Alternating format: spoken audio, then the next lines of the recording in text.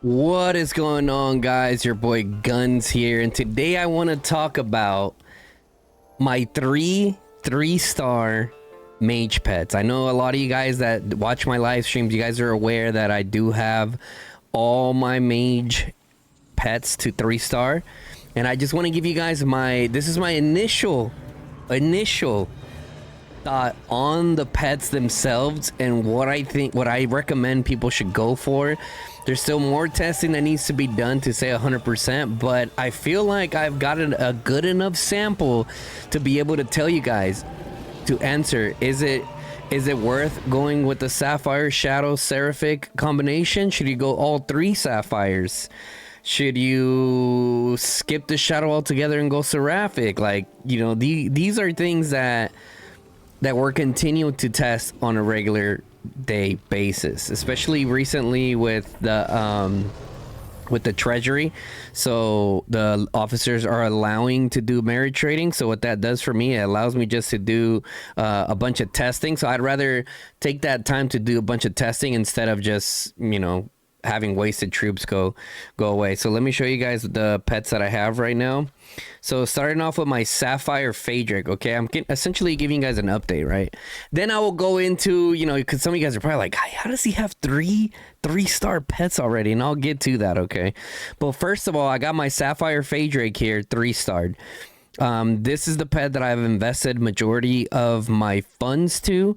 I haven't, ever since the skills got more expensive, I haven't gone for, you know, 3-star Magic Fortune, 3-star Magic Spirits, but I did end up going for follow-up and resonance. I do think that this helped me out a lot. This Sapphire has been amazing. One of the things that I hope, if any devs are watching, if you guys can add a kill counter to the Sapphire or to the pets themselves, like, we're growing such a great relationship with our pets. Like, we want to see their stats. We want to see more of what they're doing. For example, in the summary of a fight or an entire report, we don't want to just see the total sev wounds, which is really nice, by the way. That feature is really nice. But if we can also see the contribution made from the pet, would be massive. Whether that's healing, shielding, or killing, right? Or the kills that they actually got. So here's my Sapphire. I know some of you guys were probably thinking he doesn't have 310 spirit. You know, he doesn't have 310 spirit. And listen, guys, I've tried, man. Some of you guys send me your Sapphires and you have amazing Sapphires. Unfortunately, I have not been that lucky. I'm currently in this dilemma here.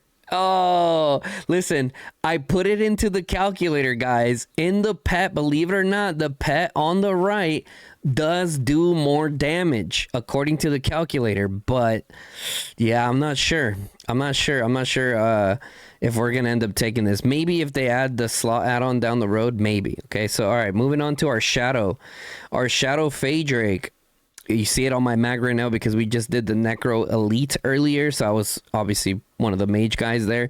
So here's my Shadow Faedrake. It's been doing good, man. It's been doing good. I mean, it's proven to be effective in a rally as well due to the captive. I did recently upgrade it to 3-star follow-up and also the EOS follow-up. If I had an 8th slot, I would go with intense follow-up. So the full follow-up build. I know some of you guys are like, wait, not resonance? Listen, guys, I'm under this theory, okay? I'm under this theory that maybe all mage mains have been sleeping on intense follow-up simply because of how important those crits are, right? That one is like, if you have a full follow-up crit, like build, for example, look at my follow-up, right? 77, or like, what is it? Oh no, guns math. 82% follow-up, right?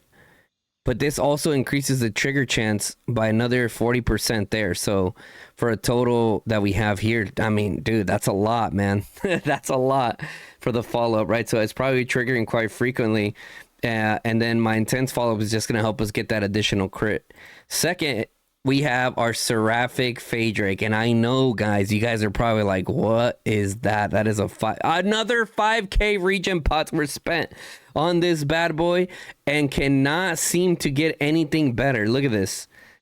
Listen, guys, base attributes are huge. Now, what some of you guys have been probably waiting for, let me show you guys actual reports Let me show you guys actual reports comparison of how these pets are doing. Now, let's start off from the bottom. Okay, so me and my wife were testing this. She had a Thundolin Thea. I also brought out her Lily of Valen, and yeah, I mean, that the Leia Thundolin is just insane in 1v1s. Anyways, that's not the point. You can see here my Seraphic did what? 33.7k damage. Okay, you might be wondering like how does her pet look in comparison to mine? She also has it 3-starred, but she has had even worse luck than me with regen pots. More so because she doesn't have as many regen pots as I do. But I mean, either way, I mean, we're kind of both stuck on the same boat. So even my pet, although I don't have the EOS, I do more damage with my pet. Because of the 2-star Magic Spirits, 2-star Magic Fortune, and that follow-up. So ultimately, I still end up doing more damage. I am considering changing that follow-up to a 3-star for the EOS. Changing follow-up for the EOS. I think it might do more damage, but we'll see. Moving on to the next one. Same thing, 31.9k. Hers did 22.3, so it's not falling too far behind, right? Moving on to the next one, we did a third test, 26.2k to her 18.8k. So it's honestly her better damage dealing pet that she has right now. Next we did the shadow. Guys, check it out. I know. You guys saw my shadow, right? If I were to show you guys my shadow and my Seraphic side by side, you would 100% say there's no way that Seraphic even comes close to that shadow, right? That would be your initial thought. And I know that would be because that's what I thought. When I was like, okay, let me test this to see what's else more damage. I'm like, for sure my shadow is going to do more damage. But that wasn't the case every time. You can see here that my Seraphic in this instance did better than my shadow. I believe I did it another 3 times. So this one, 37.6k. Obviously, this one shot up higher, right? And that comes with all the probability of follow-ups, crit chances, all kinds of other stuff that go into play here. That's why I like to do at least 3 in a row to kind of check consistency. And honestly, my Seraphic wasn't too far behind. Now, with that being said, okay, with that being said, 34k. I know we need a lot more testing than this, but I think based off the testing that we have right now, it's pretty safe to say that if my Seraphic had an additional 3 slots and I would put the EOS on it with EOS follow-up and either Resonance or Intense follow-up, it would 100% out DPS the Shadow. But the second part to that is, but the Shadow also does captive, meaning it increases the damage of everything else because it's the target is taking more damage, right? So if for those of you guys that don't know what I'm talking about, when we go over to the Shadow, right? When we go over to the Shadow, you inflict captive. So your Legion deals more damage to the targets inflicted with captive. Right, so for a total of 5 seconds for mine, it could be higher if my spirit was higher, but that's where we're at there. So that is crazy. And look, once again, side by side comparison, you can see that my Seraphic in the bottom is somewhat, it's 3-star. Don't get me wrong, it's not any kind of walk in the park type bet, but when you compare it to the Shadow, you're like, damn, nah, it should do better, right? It should. But that's not the case, guys. That is not the case right now. So, listen, it did beat a few times, but the Shadow was obviously more consistent. But it definitely opened my eyes to the Sapphire Faedrake. So I'm just like, maybe I need to continue working on Sapphire, right? So, anyways, back to the reports.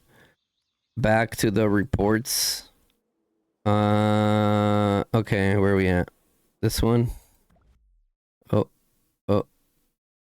Fat fingered. Okay. Statistics. 34. And then, okay. And then now for the Sapphire, so we did the Seraphic again, 23. I'm like, okay, that one's a little bit lower, right? And that all, once again, has to do with chance and crit rates and all that. 35.6k for the Sapphire. Okay. All right. It gets even better though. 48.8k for my Sapphire. So now I'm like, wait. So my Sapphire's doing more single target damage than the Shadow. And also I can hit multiple targets and have no diffuse damage. Guys, listen.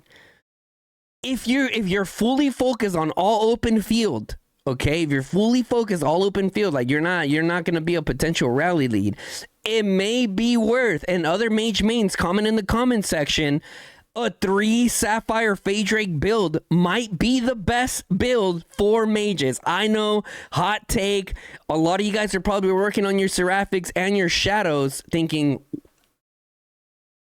yeah, right? I know, trust me, listen.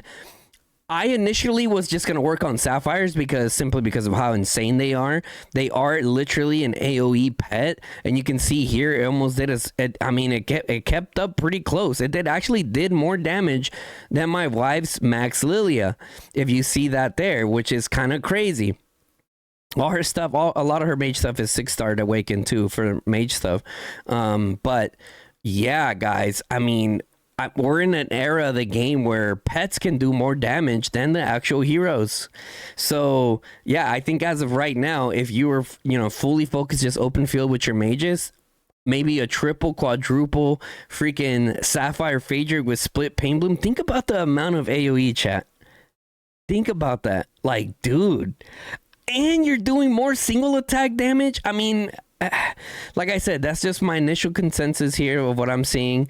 One of the things that's always going to be something that's in the back of people's minds is the captive, right, of the Shadow.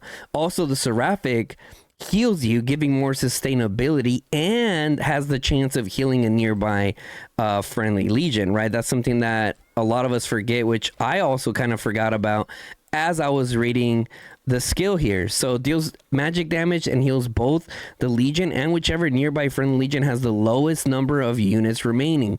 So essentially it helps out nearby friendly legion, and from my experience this usually prioritizes your legions. So yeah, that kind of that's where that goes there. So these are things that we're not seeing. These are definitely things that we're not seeing. Also, guys, we could 3-star this Intense Soul Source, giving it another, getting the full max stacks. So, man, like, it's crazy, man. It is actually crazy, and I do think that mage rallies are really good. Let me give you guys, if you made it this far into a video, let me give you guys a little extra, right? For those of you guys that are like, no way that mages can rally, right? But here you have it. This was literally against HWG in Dragon Zone, bros. In Dragon Zone. My Mage March traded better than our tank marches that we have. But one of the problems, before I go down this rabbit hole, people don't want to feel Mage Rally because the mages are like their babies. You know what I mean? Infantry, they're like, this sucks, but whatever. I don't really run that much infantry anyways. So they just throw them in the bastions. But mages, on the other hand, people feel those deaths and automatically have the tendency to be like, mage rally suck. Like, when realistically, they just don't want to take the deaths. Anyways, I digress. But yeah, I do think based off what I've been seeing, not only in the field and also from rallies, I do think maybe the Seraphic will end up being meta for mages, specifically that the Leia Thunderland combo, since they're the ones that help the Seraphic get more stacks. The Shadow does pretty well. As you can see here, I used the Shadow during this rally. We would still have to do more things to say for sure. As far as the open field goes, I don't think any of the other mage pets even come close to the Sapphire, guys. I'm gonna be completely honest with you guys. I will put a link to the video of where I explain split Pain Bloom, and I show literally through reports how it's not diffuse damage. And some of you guys are probably thinking, obviously, guys, it's not diffuse damage. It doesn't say it's diffuse. True, but did you test that? You see what I'm saying? We're in a place in Call of Dragons where people are like, oh no, mine is or my pet is cracked, or this is cracked, but it's like they never really tested it or saw how much of the percentage of their pet is actually making contribution to their march. You get what I'm saying? anyways, guys, I hope that you guys found this useful. Like I said, for example, I'm telling you guys, on my wife's account, she's already working on her second Sapphire. Okay, so she has her 3-star Seraphic. She has a 2-star Sapphire with split Pain Bloom on it that we're currently working at 3-star. Her second Seraphic got a little bit low on the intel, but 310 Spirit, 7 slot, bam, slapped the split Pain Bloom on it, or I think it's called Advanced Pain Bloom now. But you guys know what I'm talking about. It's the EOS for the Sapphire. So eventually we're gonna build that one up and make a third one, but slap another split Pain Bloom on it, and just have crazy AoE damage from her main marches. So that is my recommendations. Those are my recommendations.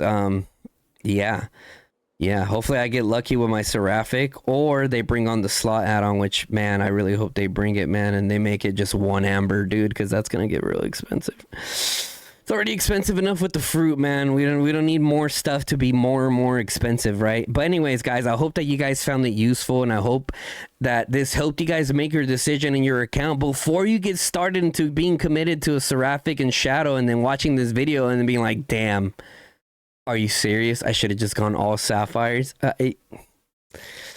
Just saying. I'm just saying.